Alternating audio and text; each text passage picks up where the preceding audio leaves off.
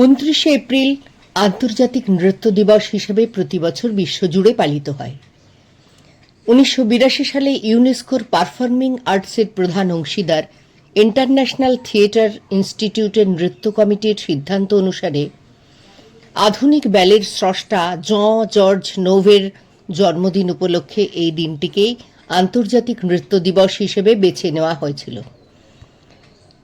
এই দিনটির লক্ষ্য হল নৃত্যের উপকারিতা সম্বন্ধে বিশ্বজুড়ে সচেতনতা বৃদ্ধি করা এবং এর মাধ্যমে সমস্ত রাজনৈতিক, সাংস্কৃতিক এবং জাতিগত বাধা অতিক্রম করে সকলকে একত্রিত করা। নৃত্য তো শুধু শিল্প ও অভিব্যক্তির একটি মাধ্যম নয়, এর বহু শারীরিক ও মানসিক স্বাস্থ্যগত উপকারিতাও রয়েছে।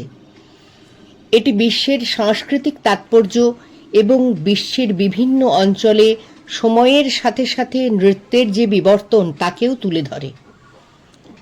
ভারতের বিভিন্ন রাজ্যের নৃত্য, কত্থক, কুচিপুড়ি, কথাকলি, ওড়িশি, ভরতনাট্যম, ছৌ নৃত্য, বিহু, নব্যধ্রুপদী, সমসাময়িক নৃত্য, এমন বিভিন্ন নৃত্যশৈলীর চর্চা আমাদের দেশ জুড়ে নিয়মিত হতে থাকে। আজ চিন্তনের দর্শকদের জন্য কয়েকটি ধারার নৃত্য পরিবেশনা তুলে ধরা হলো।